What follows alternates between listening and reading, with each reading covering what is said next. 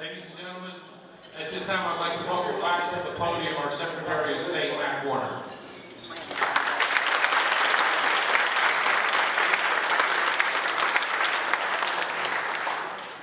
Folks, when I welcomed the governor to the conference center just a few minutes ago, he said, I've been driving for the last 75 hours to get here. I think that tells you in his own folksy way what it means, how much he respects the job that you're doing as he comes here to do the keynote presentation today. So I'm truly honored that we have this opportunity for him to be with us here in Canaan Valley for this presentation. So it is my honor today to introduce our conference keynote speaker. Our speaker is a graduate of Marshall University with a master's degree in business administration. Between 1976, when he became a businessman, and now, he has been the president and CEO of over 100 different companies. His farming businesses alone make him the largest farmer east of the Mississippi River. He has spent his entire career creating jobs and putting people to work. In 2009, he rescued the historic Greenbrier Resort from bankruptcy. And just last year, as West Virginia suffered through its historic flood, he opened the doors of the Greenbrier to people whose homes have been destroyed by the raging waters and whose lives have been devastated.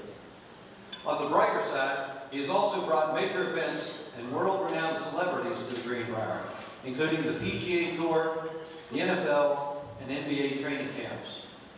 He and his wife, Kathy, celebrated their 40th wedding anniversary last year, and in November, he was elected West Virginia's 36th governor.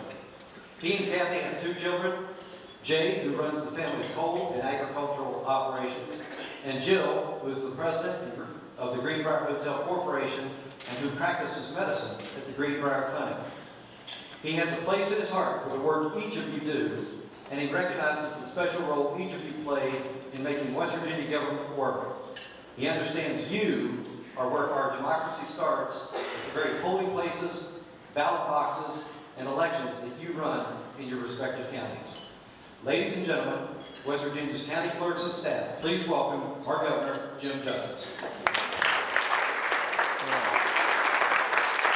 Hello, y'all. Good to see you.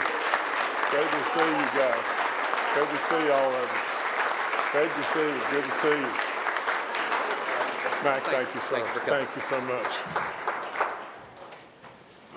Oh, please sit down. Gosh, there's a pile of you here, isn't there? Well, first of all, Mac is very, very kind. And what a wonderful Secretary of State we have in Mac Warner. Now, think about this. Not only is he a man giving of his time and of his efforts, but he's a hero. He's a superstar in every way, as well as his family in all different areas.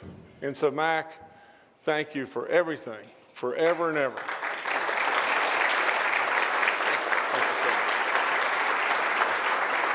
Now, I'm going to come right here because I have a knee that gives me a fit.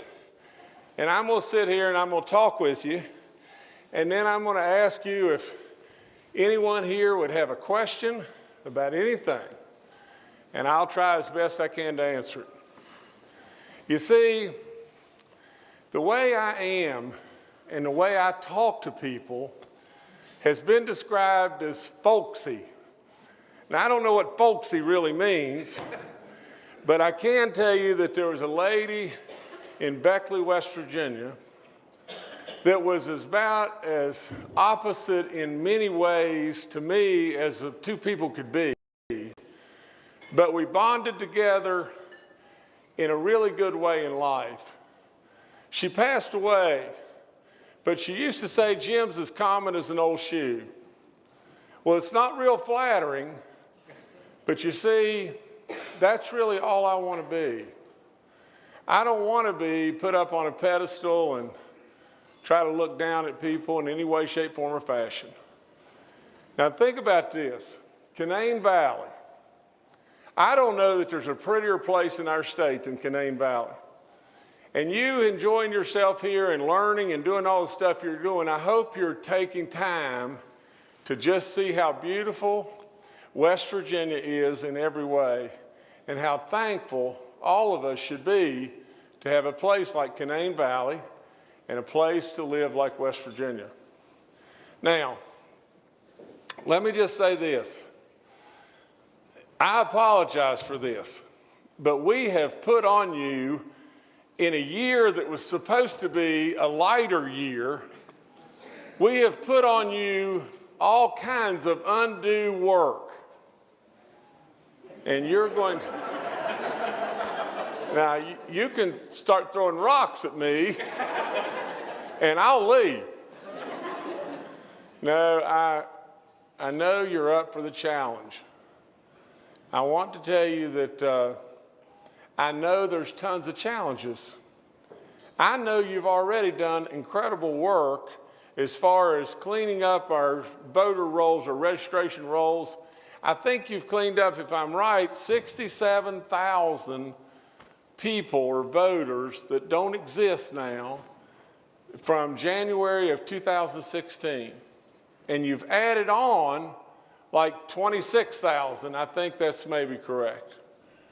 Now, that's unbelievable to think that level of what you've had to do right there.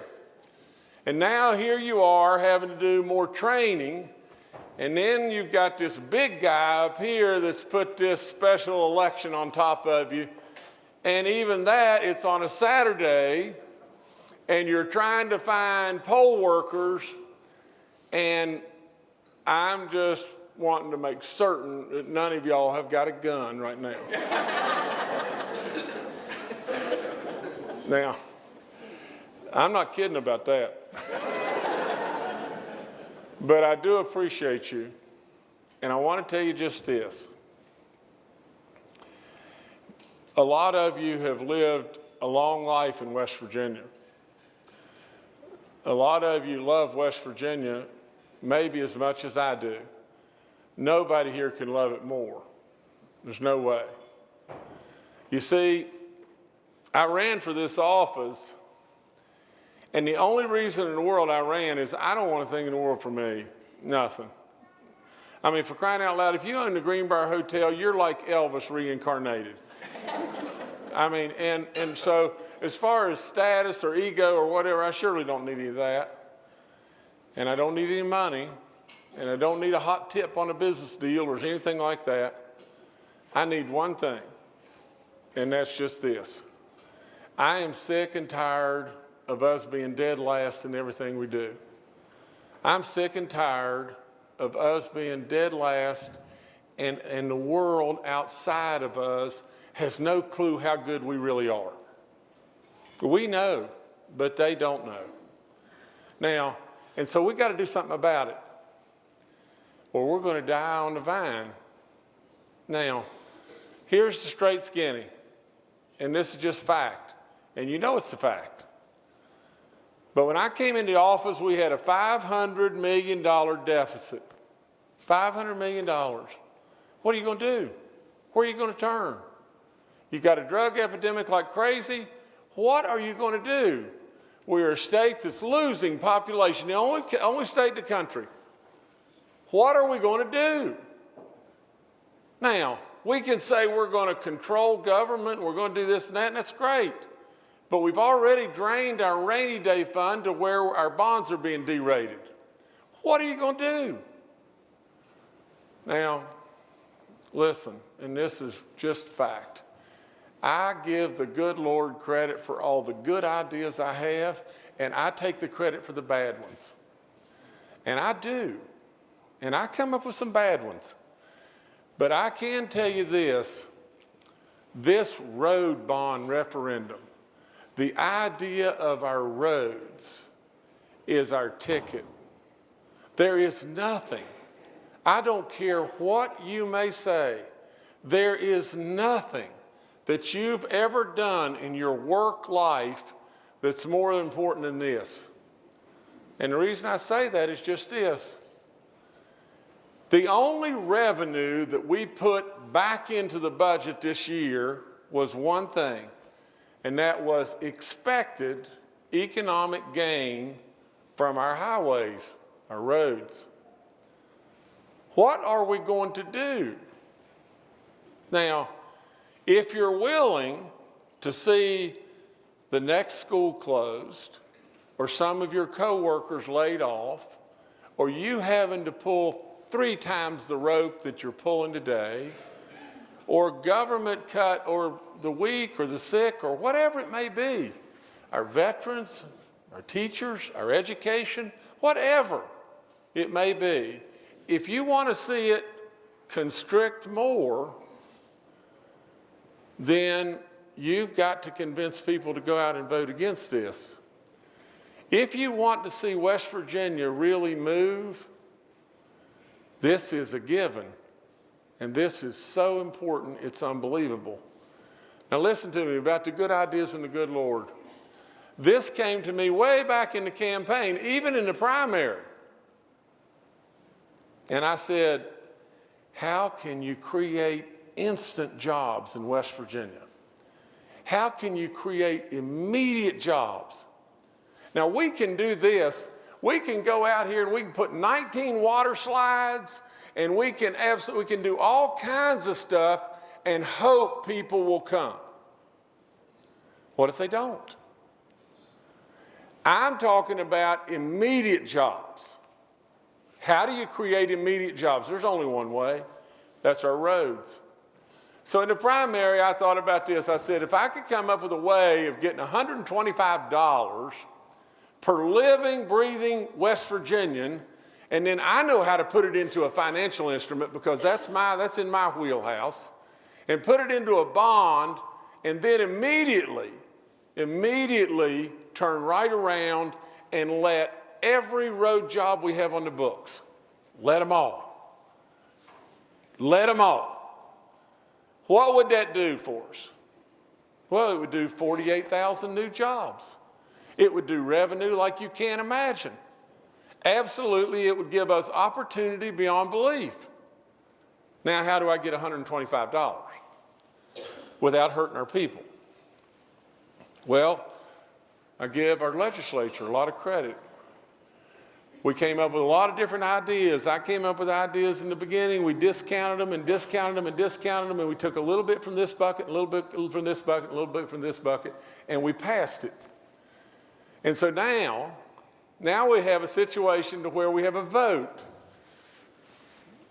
How many of you have been scared or told that the vote really and truly is a vote for possibly raising taxes?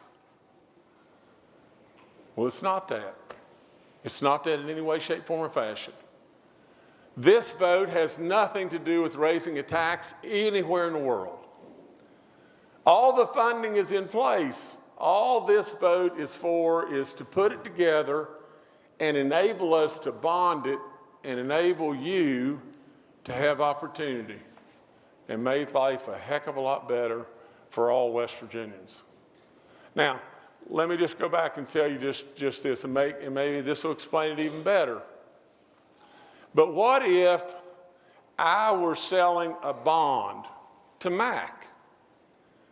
Okay, he's not going to buy it unless there is a guarantee of how it's going to be paid off. He's not going to buy it. If I say to Mac, I want you to buy this, and we may have to raise taxes, he isn't going to buy it. So the taboo of raising taxes, you've got to take off the table.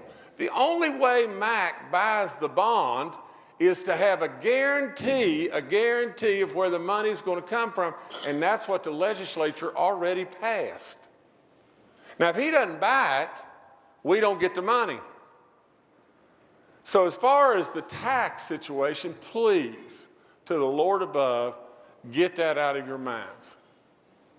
Now, as far as you and the work you'll have to do, can you just imagine if I walked into you and I said, in your hands, you have the ability to bring 48,000 new jobs to West Virginia. You have the ability to maybe finish a lot of our arteries and repair our old beat-up roads.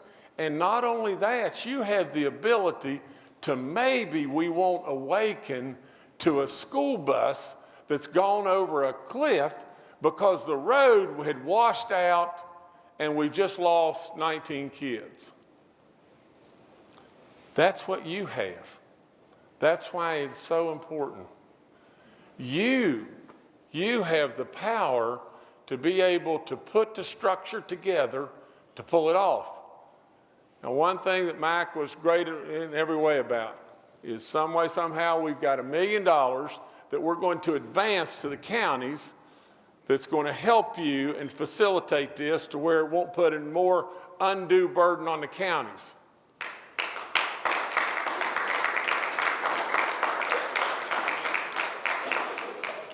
Now, let me just say a couple other things. For those of you that may be from southern West Virginia, you know, it's been said because we structured the turnpike tolls. First of all, how many of you drive on the turnpike ever? Okay. You're going to need to buy an $8 pass. And it's going to take you up and down the turnpike anytime you want to go for nothing. It's going to cost you $8.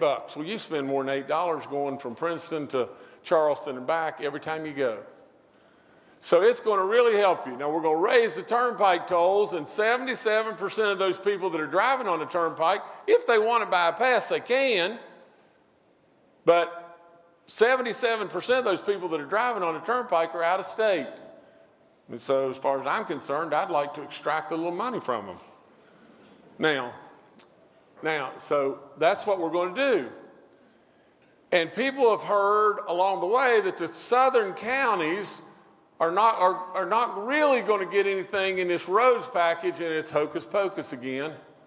It doesn't have anything to do with the truth whatsoever. Believe me, the southern counties are going to be taken care of very, very, very well. The Coalfield Expressway in the southern counties has been in the process of work for 27 years. 27 years. I just went to a place between Man and Logan where Route 10 is finished now. It took 20 years to do it.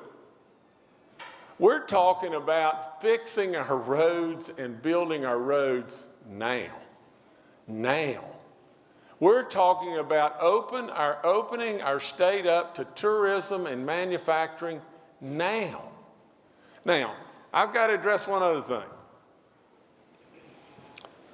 Some of you may feel badly about me because I switched parties. And I want to just tell you just this.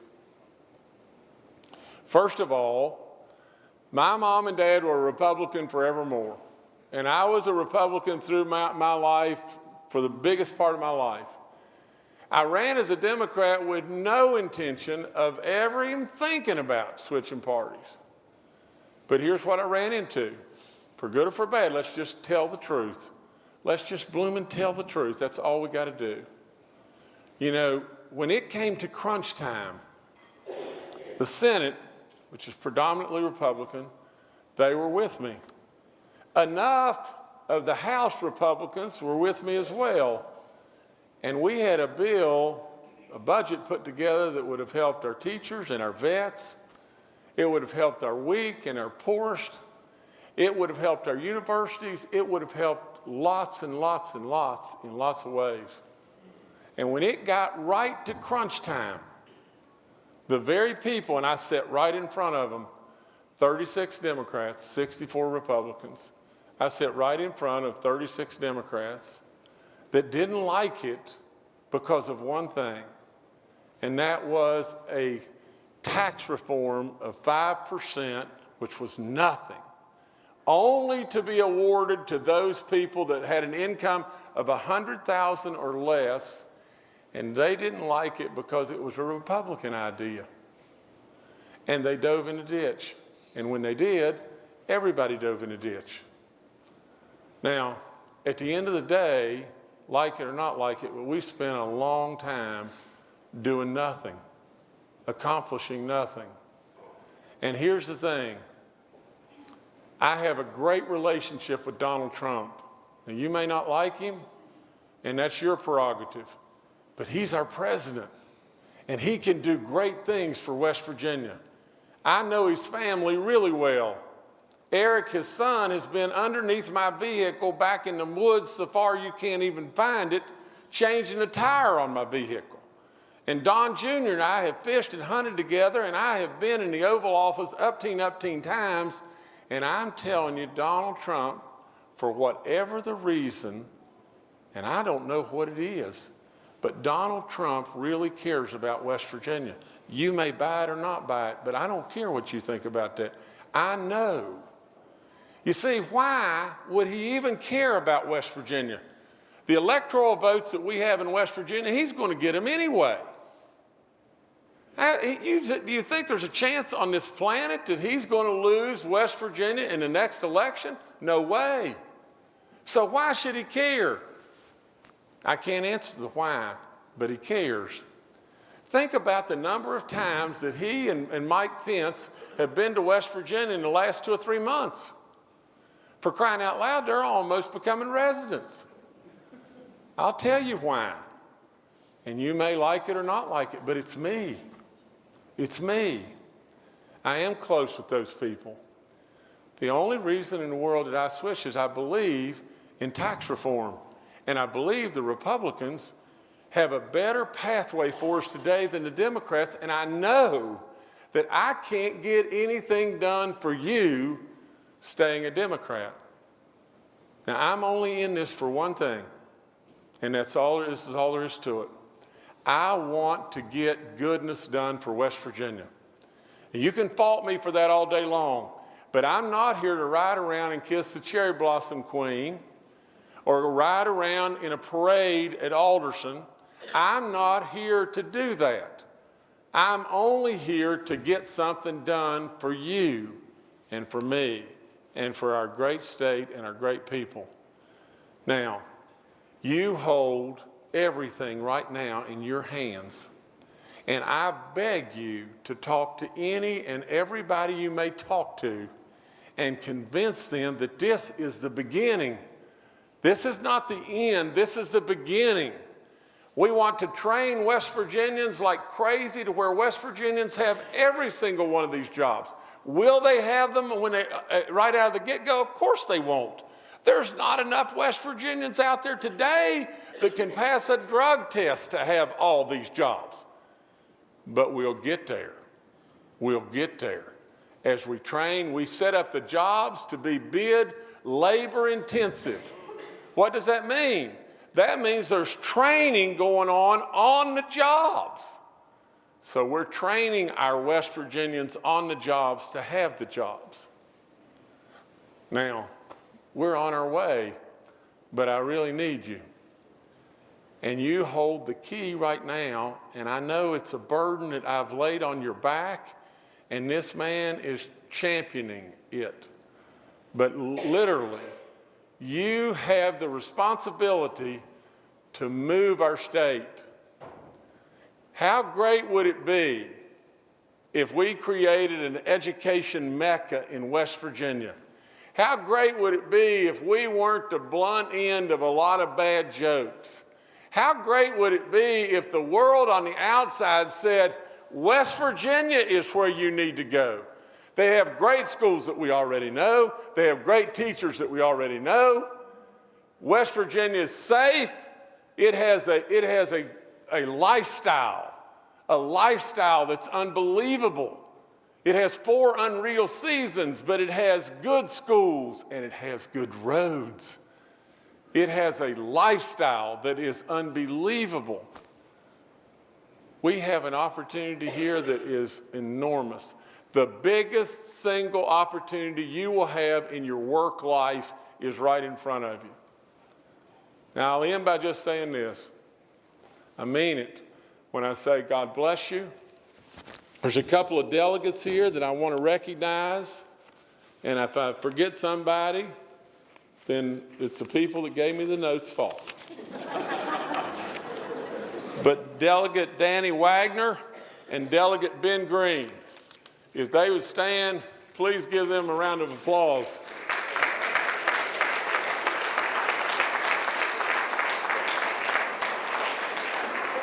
And if I forgot somebody, we'll miss you, Butch.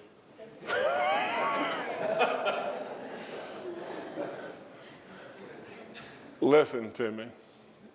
Please know that I am here only to tell you the truth. I am here absolutely only to try to do something for West Virginia that's good. And the other thing is, I'll close by saying God bless all of you for the great work you're doing. And thank you from the bottom of my heart for the task that's right in front of us that we're going to have to climb that mountain. And the last of my last would be just this. And I want to know, and you won't break my heart, but if I want to know if you have ever heard of someone that's not going to vote for the bond referendum. I want to know if you've heard from Crazy Harry down to 7-Eleven, or your in-laws or outlaws. I want you to tell me that you have heard of someone. I'm waiting. And tell me why. They're going to raise your taxes. Do you believe that? I don't know what to believe. Well, that's very, very, very, that's a lot of wisdom right there. Let me just say this.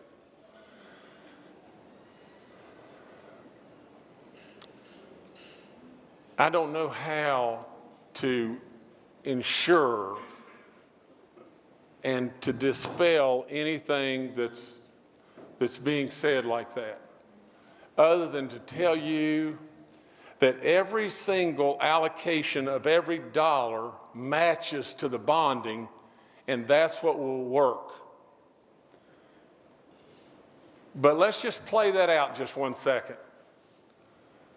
Let me just ask just this. What if it fails? What if it fails? Do you realize what the legislature passed was a slight increase in the gas tax, the privilege tax going from 5% to 6%, your DMV fees, and the turnpike tolls? Am I right? That's what they passed. Well, that money's already coming in, and it's already being collected. If the bond referendum fails, you know what government's going to do? They're going to spend your money, and you're not going to get your roads done. That's what they're going to do. They'll just spend the money, and you're not going to get your roads done.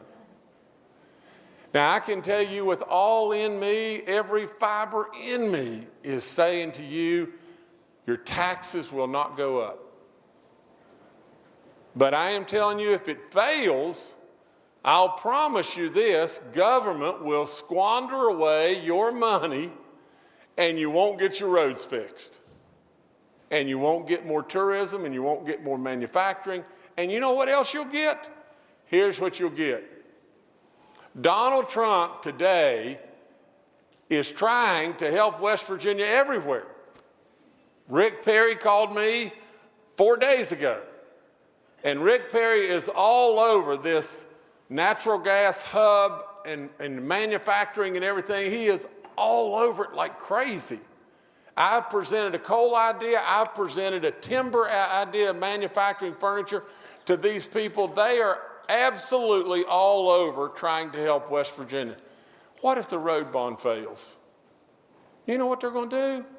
They're going to know they got our electoral votes no matter what. They're going to look at West Virginia and they're going to say, there's no hope for those people. There's just no hope. They took a situation that was an absolute home run beyond belief, and for whatever reason they came up with, they turned their back on it. They just squandered away their money. They're not going to get their roads done. We can't help West Virginia. Let's don't be that. Let's don't be that. You know, somebody said to me last night, they said, well, what about this?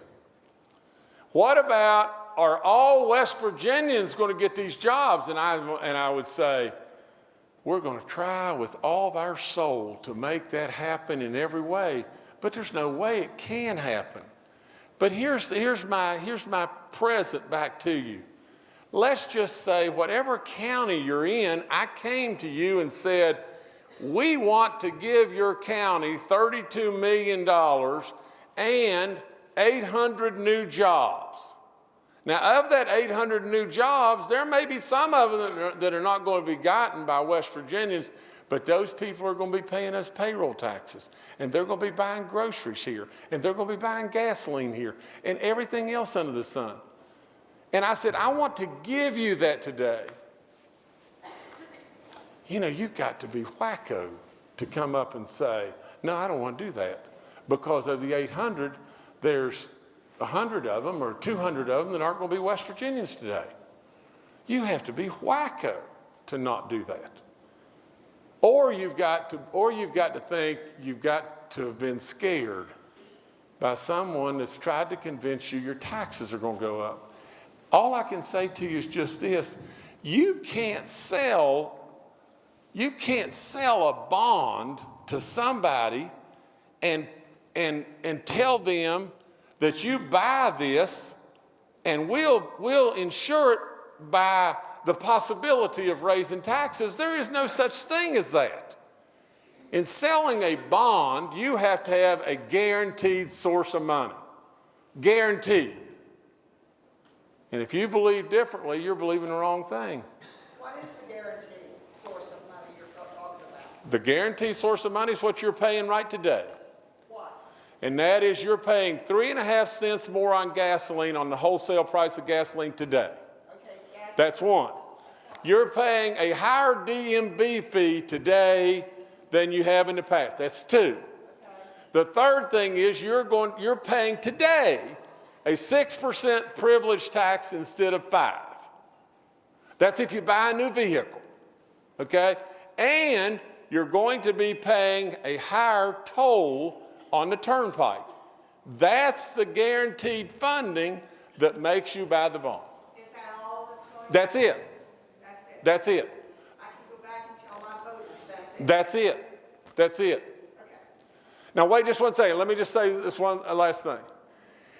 That amount of money is calculated and it's spread out over 20 or 25 years by our tax people, by the people, the accounting people, the gurus.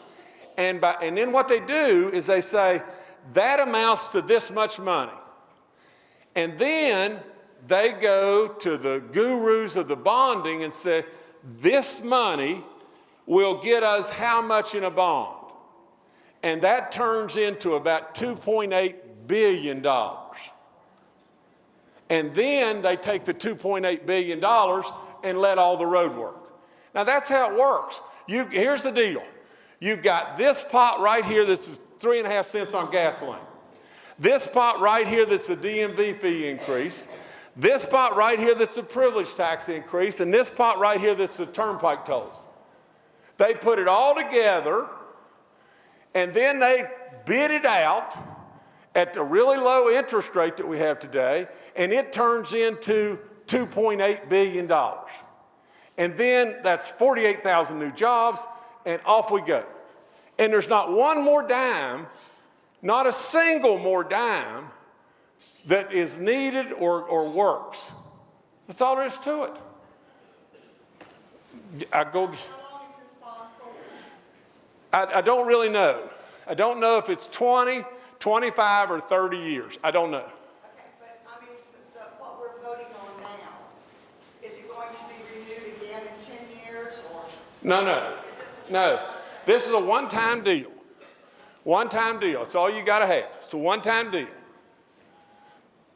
That's it. Now, this lady right here was going to ask something, and then I'll go to you, sir. Well, I just sort of piggybacking on her question, Governor. I had a constituent ask me, what happens if the projected revenues from these increase in taxes that are guaranteeing this bond, what happens if those projected revenues are not met? Then the bondholders will lose money. Not the state. We already got the money. The people that bought the bonds will lose the money. Not us. You see, you're selling something to somebody and they're giving the state money. They're betting on those buckets paying them back. If those buckets don't pay them back, well, they just don't pay them back. Somebody over here was going to ask something. Yes. The question that I've been having is they want to know how much money our county's going to get. What is your county? Hancock County. We're going to tell you right now, okay? Where do we go to get that information so that they can go and look at it themselves? We're going to post it on. It's posted on Facebook right now, the governor's Facebook, every single county. And there's also a link there that you can go to on the Department of Transportation's website that breaks down every single project. Okay, so it shows every single project that's part of the bond. And that's on the governor's website and on the DOT website, both of them. There's links on both sites. Okay, in Hancock County, you're going to get $19 million on 9 different projects that equate to 380 new jobs. Yes, ma'am. You men are awful quiet. West Virginia is older people, retired people. A lot of people in our area. A lot of people are in our county voting on us. Don't want taxes, and they're not going to vote on it. If you have no information for any of us to give the voters on what this is going to get through. Okay, now you've got to come up a little closer because I can't hear you at all. I'm trying. Pocahontas County is a lot of retirement. Most of the state is retirement. A lot of people do not get on Facebook. So you have to get the information out there to the people, showing them that this is a good thing. Okay. Let me tell you what we're doing, okay? There's an independent expenditure, there's an independent group, not the governor's office. The governor can, and we're checking this out, but I think the governor's office can expend government money to put out informational information, like a TV ad that would say, here's what the informational information is. Not a campaign to vote for this or not, but this is the information. What we're doing now. We're right now in the process of making commercials and all that kind of stuff.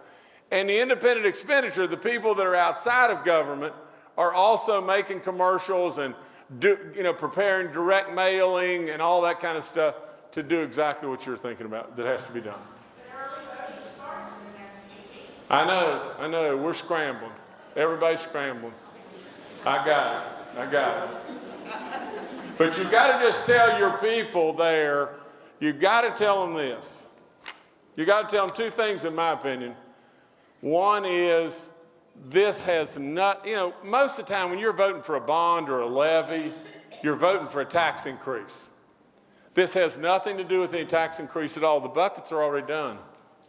And the only other thing I would tell you that it does is if you vote no, you're going to just bloat government.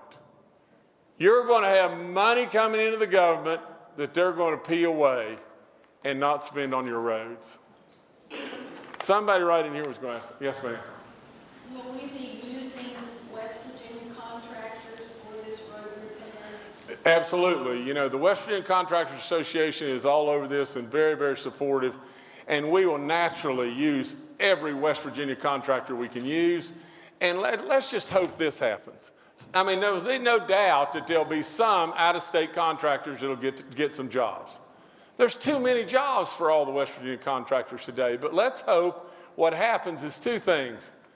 We have more of our contractors grow their employment, and we have more contractors come to West Virginia and want to live here. But understand just this. Let's just say, let's play it out worst case scenario. An out-of-state contractor gets a job. Well, those people are paying us payroll taxes. And those people that are all working here are buying stuff here. We're still getting tremendous benefit from them, and hopefully a lot of them see just how great West Virginia is, and they'll come here and live. We want all the jobs to go to West Virginia contractors and all the jobs to go to West Virginians. And we need to jack up our technical colleges and community colleges where they're training and help training more and more and more and more and more workers. You see, this is our chance. This is our chance. Instead of backing up and sending our kids to Charlotte and Atlanta and Denver, this is our chance to have our kids here. You know, and the last thing I would tell you is just this is, and Mike knows this ever so well, exempting our vets' retirement from our state taxes was such a given, it has to be done. Do you know the value of our vets? First of all, they deserve it. But second of all, think about this just a second. Today is an anniversary of 9/11. And we should all remember that in every single way. But think of the contribution of our vets that's going on right now as we speak. They're all over the world. And some of them are hiding behind a rock and somebody's shooting at them. And they're eating a can of food that's been in a warehouse for 19 years. And they're doing it all for us.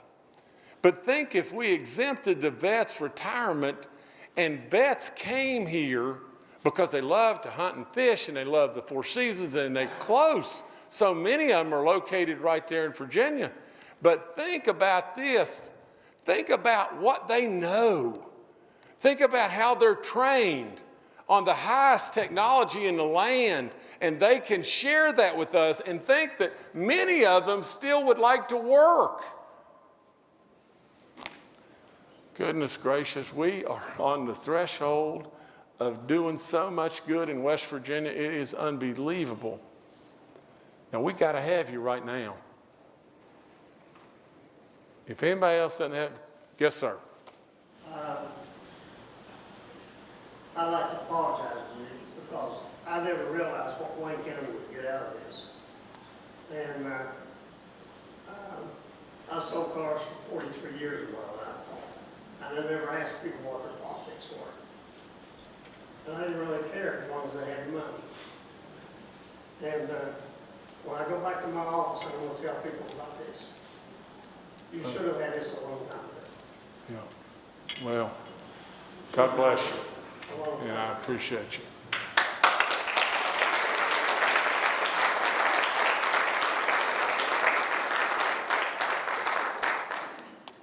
Let me close with this.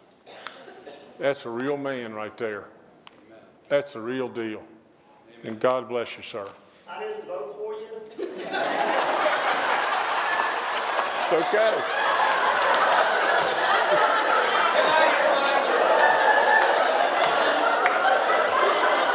All right, I take back everything I said about it.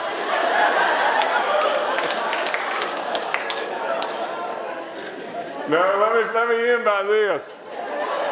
I want to say this for sure. A bunch of you in this room did vote for me, and why in the world did you put me in this mess? God bless you. Thank you for having me.